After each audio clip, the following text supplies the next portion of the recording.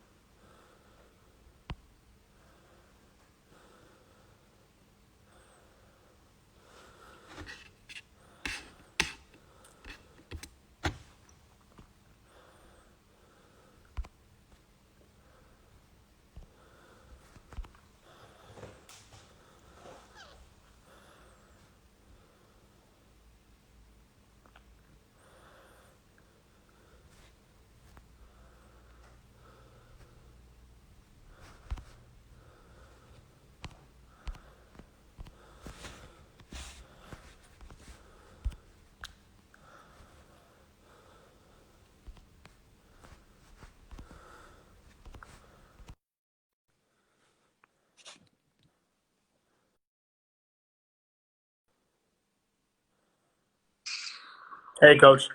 Hey, what's going on? Not much. You?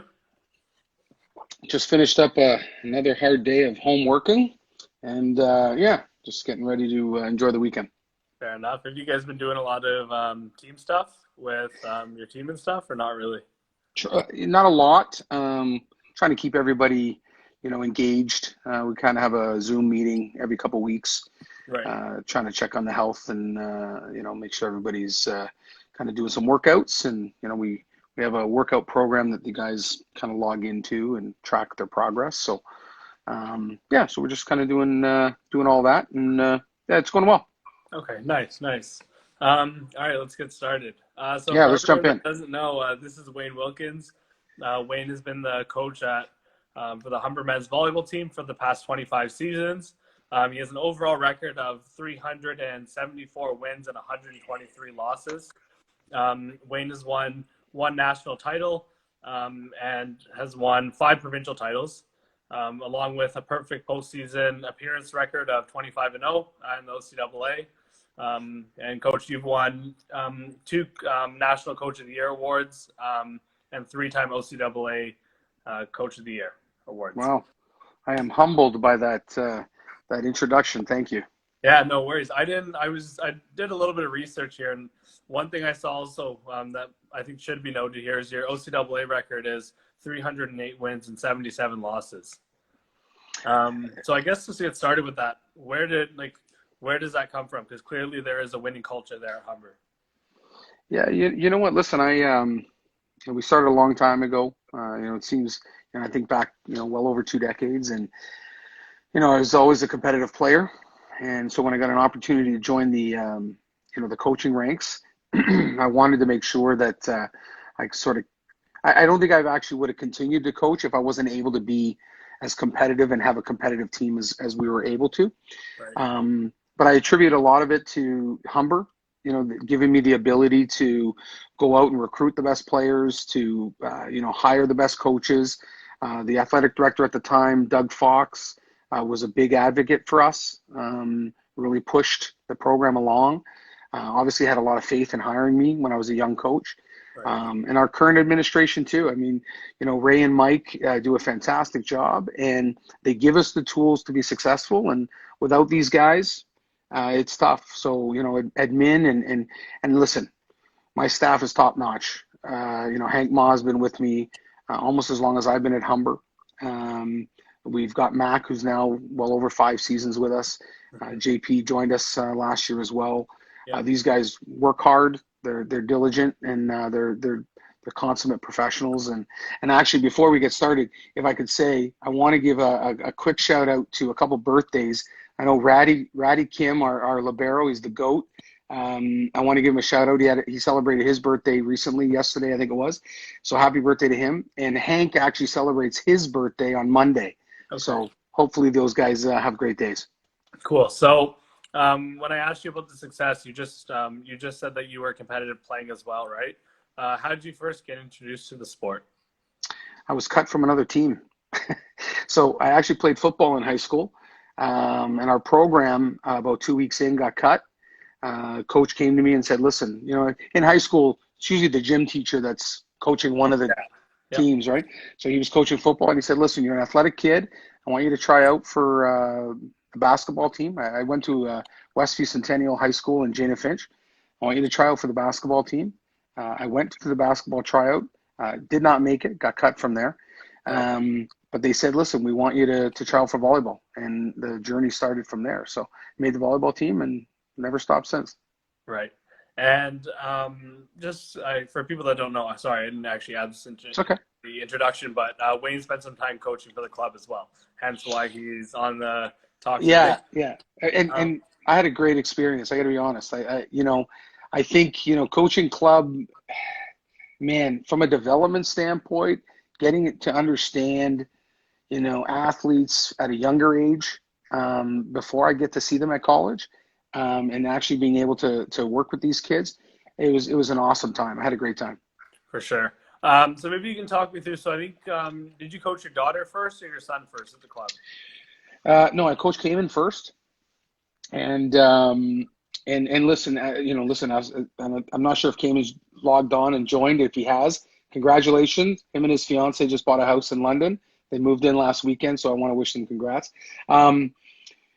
We started with Cayman, and we were in a tough division. I can go back, man. We coached 13U all the way up, right. And again, had some great helpers there. The Rookavinas, Mike Rookavina was one of my assistant coaches. Steve Eichhorn was one of my assistant coaches. Right. These guys were fantastic. But we were in a tough division, man. We had Storm was really good at the time, and the number one team was Crush with John May and the May brothers. And man, those guys were dominant. And but we battled. We went from a team that was previously unranked and it ended up playing for a bronze medal at nationals. So it was a good experience. And then I coached Kyla in 17 and 18U. So just talking about that quick transition, right, from 18U boys volleyball to then 18U girls volleyball, what would you say is the biggest difference you got there? Don't try to coach 18U girls the same way you coach 18U boys. That's the advice I'd give anybody. They are different. And I think that was a big learning curve for me. I relied on my brother a little bit when I coached girls to kind of give me some feedback. Right. I tried to not make the differences. I try to teach an athlete the best way I can teach an athlete, whether they're male or female. For sure. But there are differences. And I think my approach is, I think at times I can be a very upfront and in-your-face kind of coach to give you the goods. Sometimes you don't always like hearing what I have to say, but I'm going to give it to you. Right. Because I think ultimately it makes you better, on getting the truth. And sometimes some people can handle that and some don't. Right. And I think I really got an opportunity to learn from that. So it was awesome. And same thing, that team there went from a Division II, Division III team to competing for a top spot in Tier 1. So yeah, it was awesome time. And ultimately, you guys ended up having a couple of guys from that team end up going to play some university or in college ball as well, right? Yeah, I think from my 18U boys team, I want to say 8 guys, maybe 8 or 9 of them ended up playing at the next level. Right. And was that a goal of yours kind of going into that 18U season, or? You know what, it's funny, I think I kind of started it that way, actually, saying to the guys, even maybe as early as 16U, is that, the ultimate goal is, we always want to win. Everybody wants to win. It's an easy goal to pick. But being able to see them play at the next level should be a realistic, achievable goal. And a lot of the guys, I go back to guys like, Marcus Trentz and Will Huey and, Shane, who went to McMaster, and, all these guys, along with Cayman and being able to play, was huge for them. So, I had the Magellan brothers on the team. So Gagan played at York, and, I know I'm leaving a few guys out, so I apologize, but I know, like I said, they had a very successful careers. And even CR Karimi ended up going to McMaster as a libero, right? So who had a very successful 5 years there too. So good for him. And just kind of taking a kind of a step back, what was your first introduction to Kelly Smith and the club? I was looking for a place for Cayman to play. So, Kelly and I knew him from Mississauga Secondary and from David Leader. Right. Came and attended Mississauga Secondary, and so I'd seen him around. I knew the club. It was successful that way. Cayman was 13 years old, 12 years old. Right. We'd actually gone to an Etobicoke program. They had only had a team that was 1 year older, so I wanted Cayman to play. Coach didn't want that, Right. so I said fine, and we went to Pakman and did a couple development camps, and before long, we just joined Pakman and went from there. Right. So I'm seeing a question here in the chat here from Mike Wahabi. He said, Wahabi versus Wilkins battled at Pakman all the time. Who won? Maybe you can give me a little bit of context behind those. Pakman Black, Pakman Gold, eh? Listen, Wabi, fantastic guy. We battle. One of the toughest things I think in club is when you play that inter-club game. Always. 17 versus 18, 16 versus 17. There's nothing in it for the older team potentially, but yet the younger team's fired up. I'm going to say we went 50-50 on battles, but we had a great time every time. And I wish Mike the best. I hope he's doing well, considering all of, the world we live in today. So hopefully everybody's safe. And so you talked about coaching your son, right, from 13U, and then obviously you coached him for his 5 years at Humber. What was it like to kind of see your son grow and develop, not only as a volleyball player, but more so as a man as well? Listen, I'm very proud of him. It's not easy. What a lot of people don't see, they see the stuff on the court, they see the stuff in practice, they see the conversations that we have as coach and son and father and son, etc. The part they miss are the rides home. The weekends when nobody's around and we're sitting talking about volleyball, or his feedback from coach is 24/7. Right. The guys that are my athletes normally, and they hear from me a couple hours a day, and then they go home and they can decompress. Mm-hmm. It's hard for an athlete who's a son or a daughter of a coach. So, he did really well. Were there some trying times? Yeah. Were there times I wanted to pull my hair out? Yeah, probably. There's some that I'm sure Cayman did as well, and Kyla. But super proud of both of them. They handled it well. They never used me being the father as a crutch and an excuse. Yeah, which was awesome. Because I think both of them knew that ultimately I was going to do what's best for the team. Right. They're my children, but the team is a responsibility I have as well. And they knew that, if they deserved to play, they would play. Mm-hmm. And if they didn't, then they would be a role player supporting the team like I expect that of any other role player. So. For sure. And your daughter went to Humber as well, right? She did. She just finished a great, fantastic career. She's in my opinion, first ballot Hall of Famer. I definitely see her, joining the Hall of Fame at any point. She had a very, very, I can't even, her win percentage and my brother's win percentage is even off the charts. But they have a very good program there. She did great. I also want to wish her congrats. A new mom. She has a 4.5-month-old, Kaya, who's just a beautiful young girl. And I'm just happy to be a grandfather. And same with Cayman and Jenny. They got I have now two granddaughters from them as well. Well, congrats on that. Thanks. On that. Must be special. So just to talk about kind of that relationship that Pakman and Humber have, right? Over the years, you've seen a lot of guys that have played within the club that go to Humber currently as well as in the past, right? The two that come to mind to me specifically that were part of the club was obviously Tyrell and Dre, right? Yep. Tyrell, who everyone knows, and Dre, who I've spent a lot of time with coaching. I asked them before the interview just about what they thought of you as a coach and stuff, and I just want to read it out to you. Sure. Dre said that you were a great coach and that your coaching ethic makes you believe that you were born to win and get results. He also added on that he challenged you on the court, but also preached to do well in school.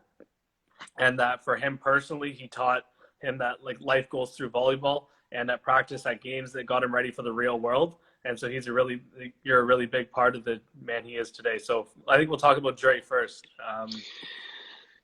Man, these guys, listen, they made the largest impact. When you asked me early on about, who sort of impacted the success at Humber, I got to include not just these guys as players, but the club.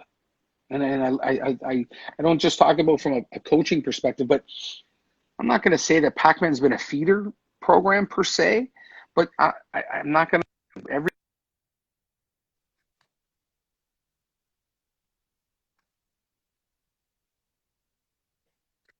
kind of come from Pac-Man and try out and make the team. And so, and I'd probably say easily for the last 10 years that's happened. Right. The, when it comes down to the guys like Dre, I mean, these guys, they came from a club, they came from an environment, they came from school, they came where everything wasn't 100% great, wasn't perfect. Mm-hmm. But you know what? We took them on. And just to be clear, they gave us as much as we gave them. I want you to understand that it really was a partnership. Did we do our best to try to guide them and help them succeed and teach them life goals? Absolutely. Right. But man, these guys bled for me. Like they, blood, sweat, and tears. I consider all of them close friends now, not just alumni. And they worked hard, which is what I asked for. And in the end, we were successful because of those guys. Right. So, I got tons of love for guys like the Dre's of the world and the Tyrell Bramwells, the Jordan Langleys, like these guys, and then, some of the guys that don't get mentioned a lot too, like, you got Derek Quinn, who's, he, again, another first ballot Hall of Famer guy who, not only did he come to us, but we switched his position. Mm-hmm. He was primarily a left side in club, and he came to set for us and ultimately win a national championship in a position that he didn't train for until he got to college. Right. Which is an outstanding accomplishment. But yeah, so Dre's awesome, and as I said, I wish that guy a ton of success, and I still see them all the time, so which is great. Right, and then I just want to read you what Tyrell said. Tyrell wrote, he was able to coach each player differently and push you to get the best out of you. He was super competitive, which made it easier to buy into being as competitive as we were in our first year coming into college and leading up, winning 3 provincials in a row and then the national championship in our 3rd year. And the main thing is that he would always preach to us about being accountable for our actions. He wanted us to be better people outside of the volleyball court and our everyday lives, which comes from all the lessons you get from training and being with your brothers all season long. Wow. If there's a guy that I know that understands competition, it's Tyrell Bramwell. Mm-hmm. I mean, that guy competes to be the first in line at a restaurant like that. I'm telling you, it doesn't matter what it is. He wants to be the best. And I admire that. I really do. I mean, I think he's a little misunderstood because of it. Mm-hmm. I think because he's so competitive, I think sometimes if you're not aware of it, it comes across maybe a little cocky or a little bit, a little abrasive. Not me, man. I totally appreciated it. Do these guys have an edge? Some of these guys, yeah, they do. And you know what? That's okay. I've had a lot of players that were, and I think you kind of need a guy that's a little bit edgy, right? A little edgy. He's not willing to accept mediocrity, and he's going to push his teammates as well as his coaching staff. I'm totally okay with that. And Tyrell, I know that I've reached pinnacle of success when I can see his face flying in the rafters at Humber College as well. Yeah. Because I'll tell you, I from a men's volleyball perspective, there's not been a more impactful player to our game in the OCWA than Tyrell Bramwell. Right. And I'll go on record for saying that. I got no problem with that. He is the GOAT, and I got a ton of love for that guy. For sure. And there's one other athlete that I actually texted, and that was Terrence. And I texted Terrence. Terrence because I've got to know him a little bit through playing Indocan. Yep. And it's interesting, right? Because he didn't play volleyball going into college, right? He didn't play club or anything. And one of the things he said was that he was kind of a science project, and that you were very good at seeing potential in athletes, and that you were very good at understanding the mental aspect of the game and getting into players' heads and putting them in situations where they can either sink or swim, right? So maybe you can talk to me about believing in all your athletes and stuff. Yeah, it's funny you say Terrence is a science project. You know what? Along the way, I think we've had a few of those. Mm-hmm. I really do. I think that, listen, the college program, and although it's changed recently, I'd probably say in the last 5 years it's kind of shifted. I think we're definitely getting our chance to recruit a few more players that you would normally see at the OUA. I think we're able to see some of those players now. When I look at a guy like Terrence, yeah, there's a guy 6'7". He had a volleyball sort of physique, but he definitely didn't play at the pin. He didn't have a lot of passing experience. He suffered from not a lot of confidence in his volleyball ability. He had a lot of confidence here, like he believed in himself a bit, but definitely not from volleyball.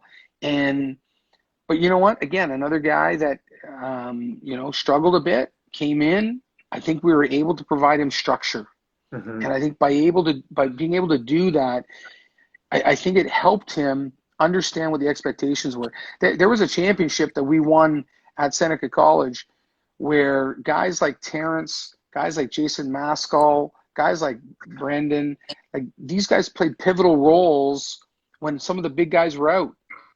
And I think all of that came to fruition because of the work they put in through the season and understanding.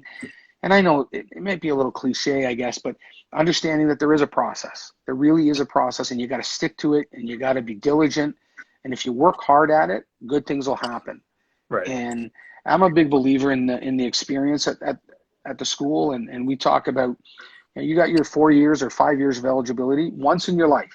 That's it. And I tell these guys all the time, you're going to work for 40 years of your life. So enjoy your time. Work hard at it, be the best you can be, and leave it all on the table. And I think 9 out of 10 times you'll get great success. Right. And those guys did that. And just looking at the alumni that you guys have had, right? You guys have had a lot of successful alumni that were either successful during their time at Humber or even post volleyball, right? Like guys like Tyrells. How does your alumni game maybe bring like the whole kind of team culture together? See, this. I know what you're doing here. You're setting me up for that one conversation about that little Dre block at the alumni game, which went viral. On Eduardo this year. Yeah, so I'm just gonna tell you right away, it was awesome. It was fitting. It was well deserved. But make no mistake, we play that alumni team 10 times and we beat them 9. Okay, I'll tell you that. But that's something I might not hear from Dre, right? No, absolutely not. Not only that, but this is the thing, right? Like, man, our alumni has grown from. We were barely able to get guys out to an alumni game every year to now sometimes we got 2 teams of guys that are coming back that want to play and compete. And it's so important for the new guys to understand that this is what it's about. It's a community. It's a family. And it truly is. These guys come back. We have a ton of fun. It's a great weekend.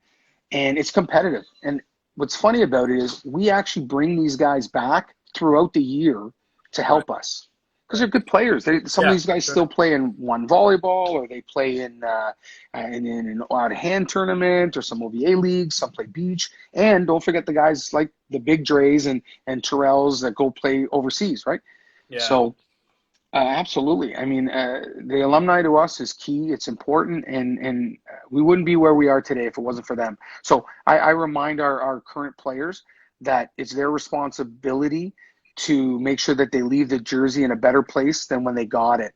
Because I believe that when they get it, it's awesome. So I can't wait to see what comes. For sure. And just talking about because obviously Tyrell and Jesse played on the same team, right? So you would have seen them growing up. This year at tournaments, right? You came to watch a lot of our tournaments. And during kind of games off, I'd see you'd be talking to Jesse a lot. How's that kind of relationship maybe grown over the last couple of years?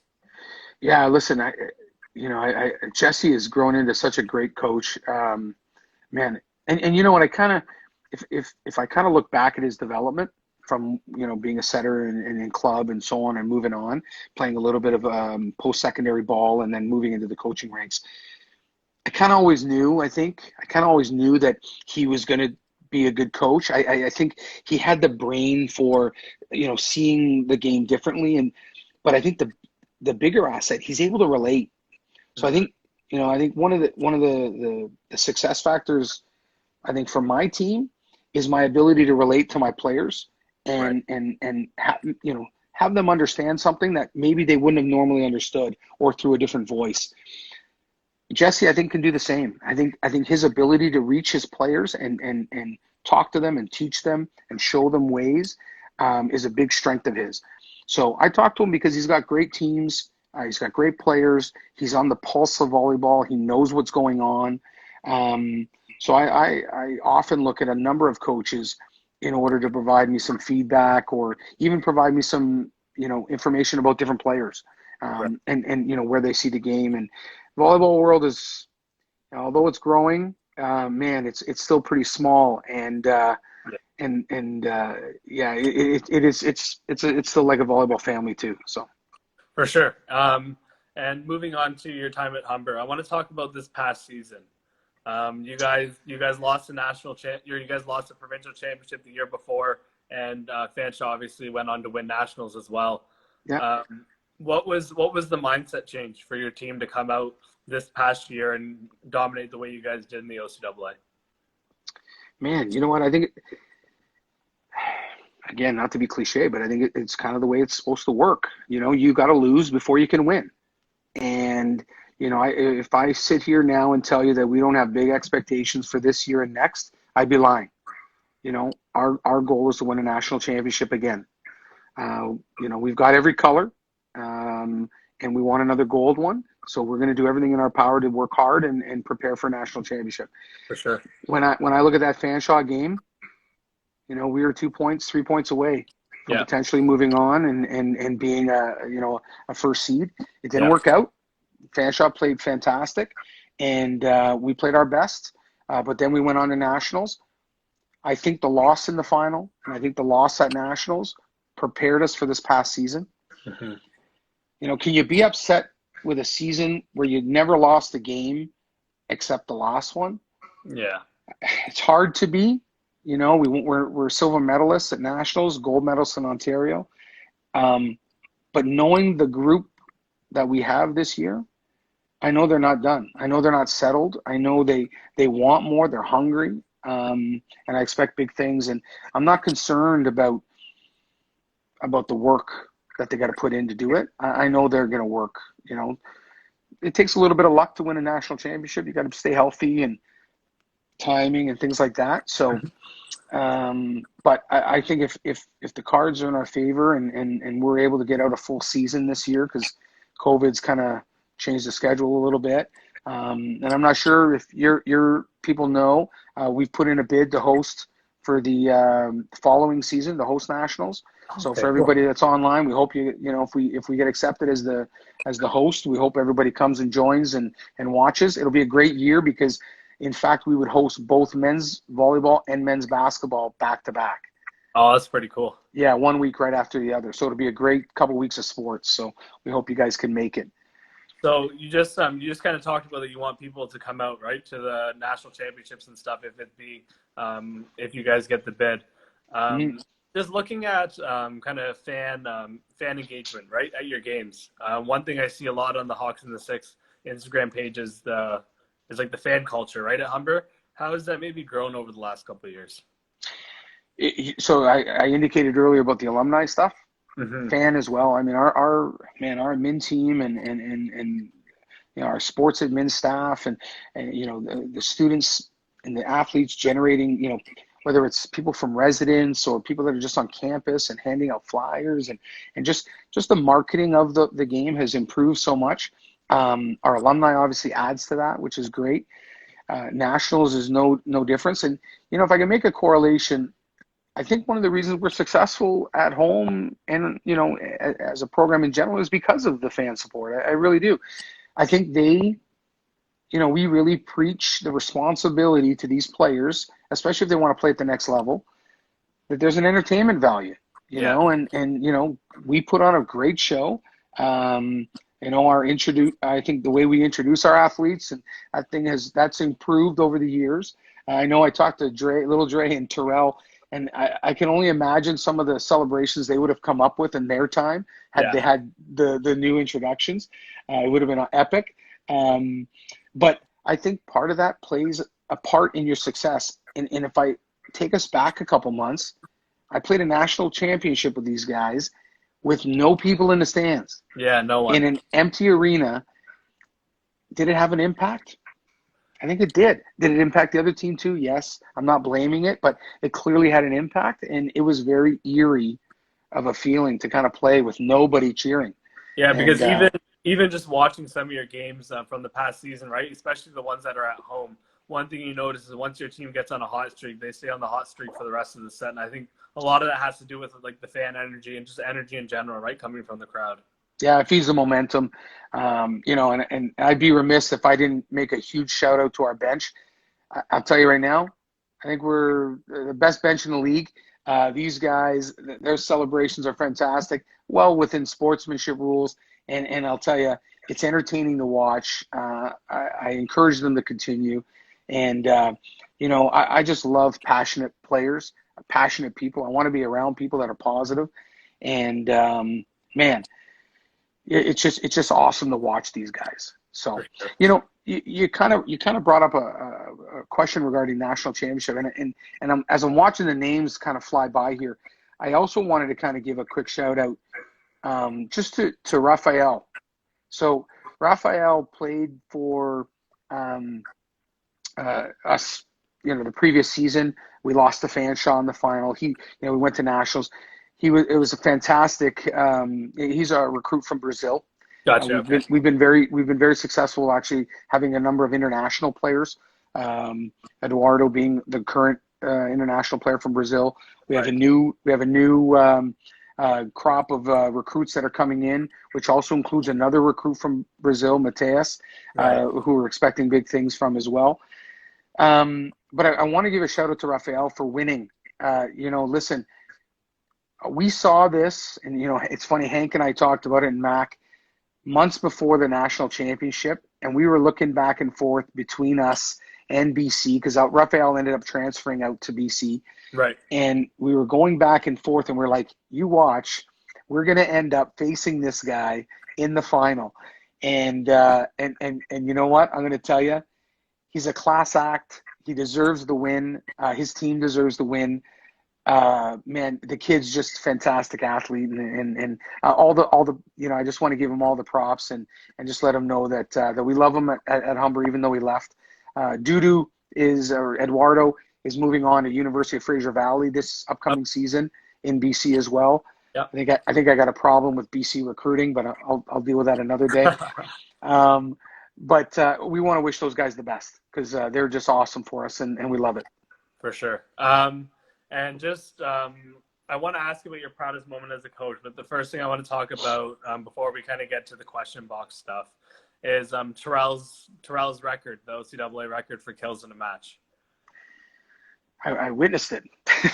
I mean, listen, I've witnessed some epic things, through my career, either playing and coaching volleyball, and I can go back as far as guys like Chris Simic, who, from a kill perspective, I think in the provincial final in 04-05, he went something like 34 for 35 or something, didn't get stopped. Like, those were epic moments. For sure. But I think when I look at Chris's, we were the better team, 100% the better team.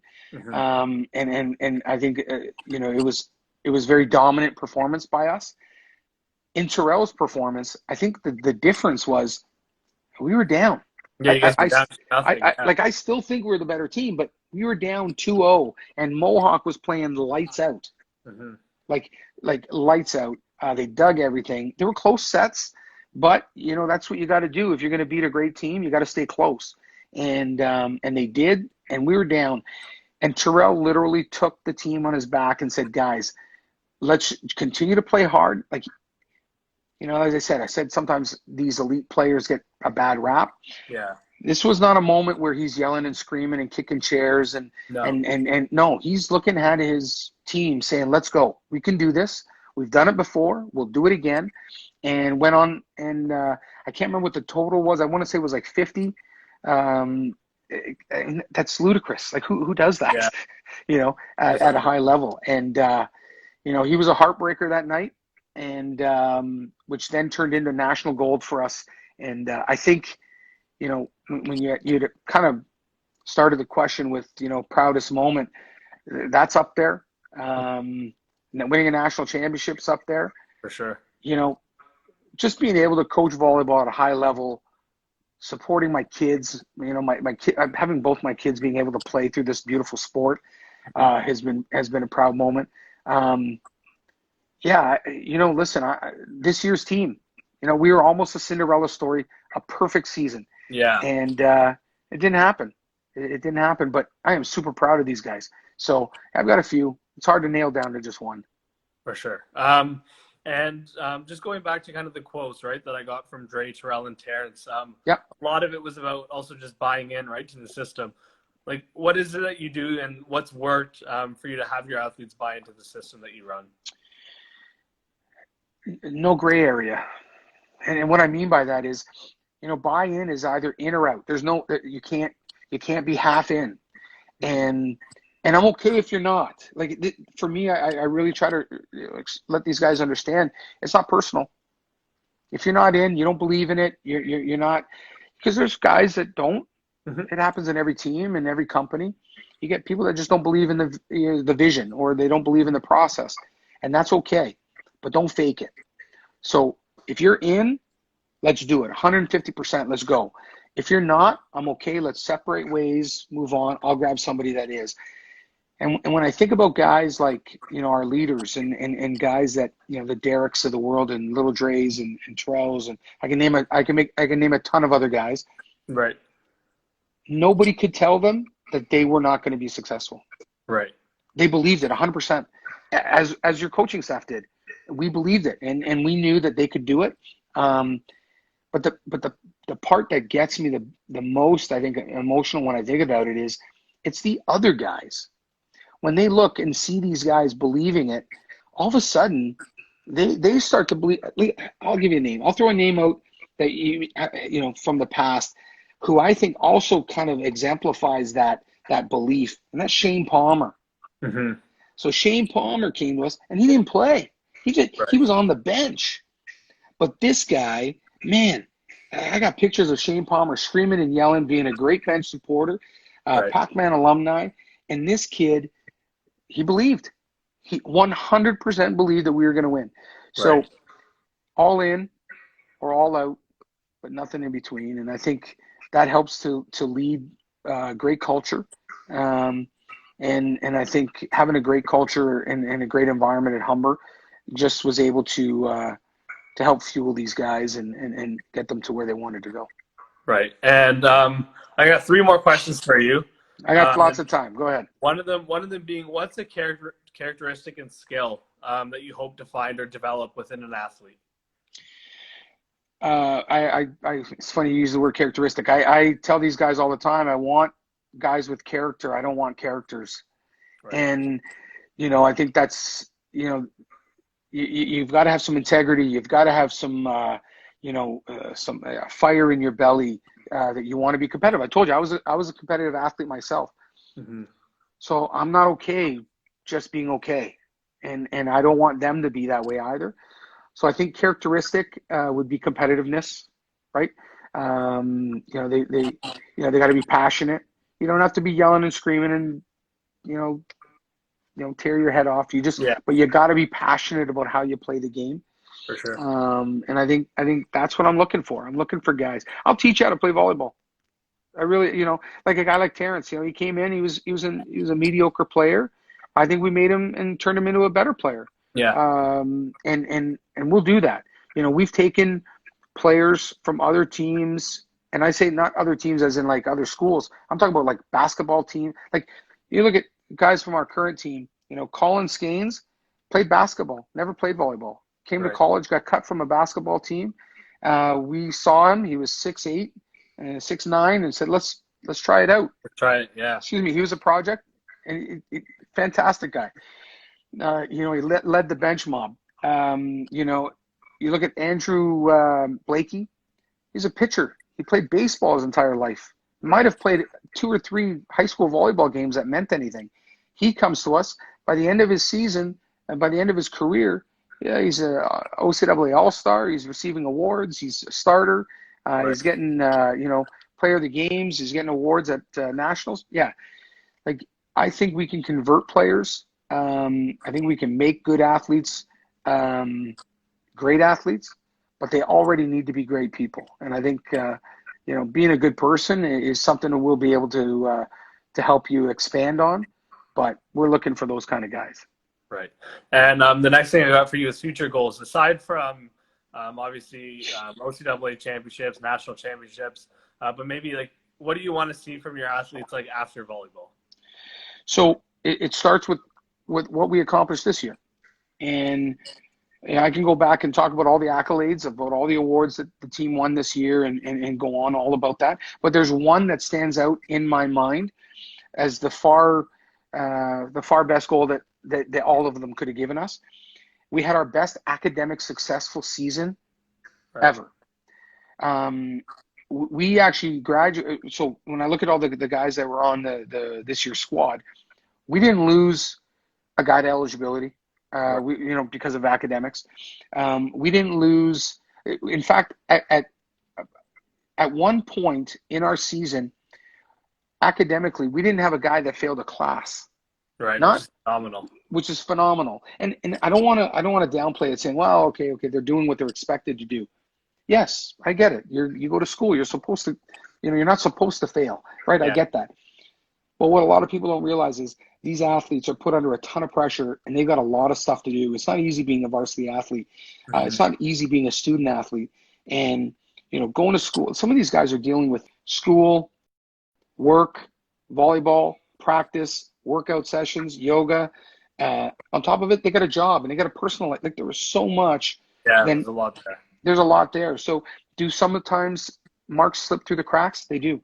But that was the super proud moment for me, was knowing academically how well these guys succeeded. We set a goal at the beginning of the year to do this, and they did it.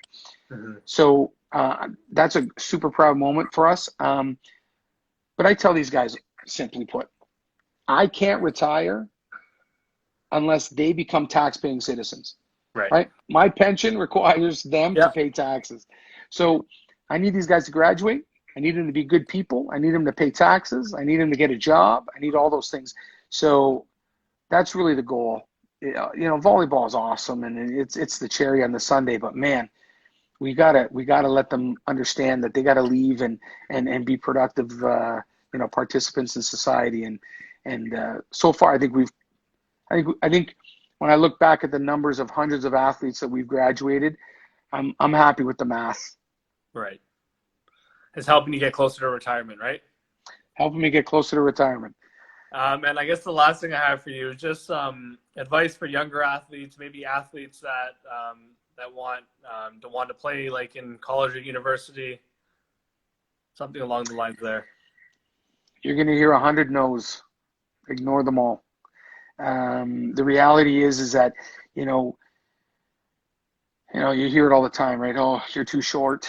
Maybe you don't have the volleyball body. Yeah. Listen, I was 5'10".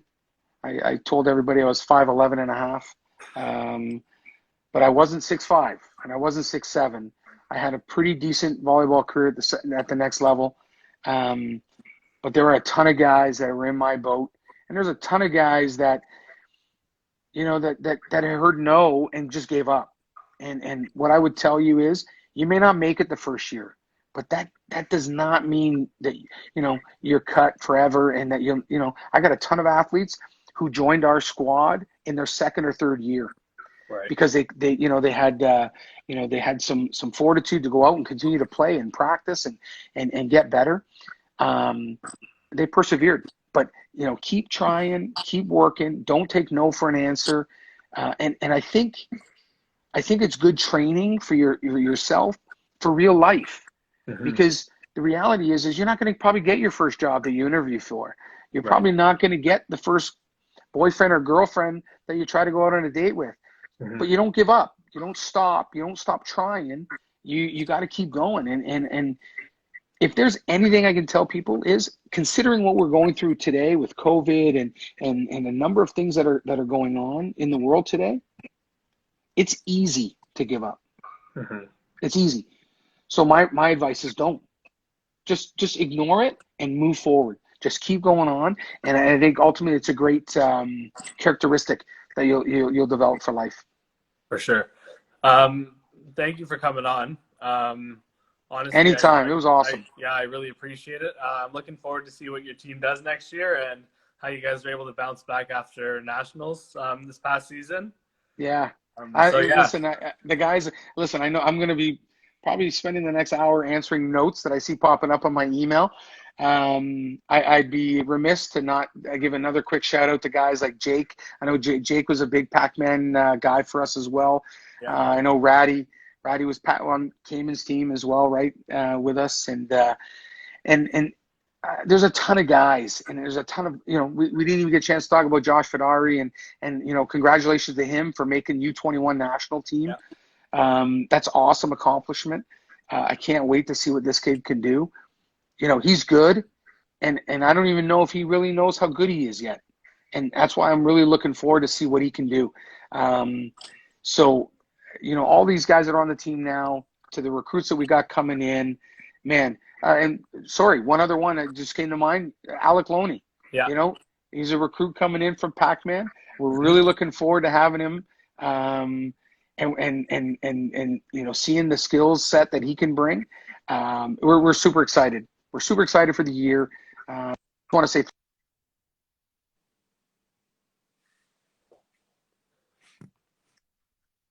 and if you guys ever need anything from us, we're a family. So don't feel any way of reaching out. We'd love to do whatever we can to help you guys. For sure. Thank you so much. No problem. See you, buddy. See ya. Ciao. All right, guys. Thanks for tuning in. Next week, Wednesday, Lauren Pastor is going to be hosting the podcast, and it'll be with Kadeem Clark, who's coached with the club for many years.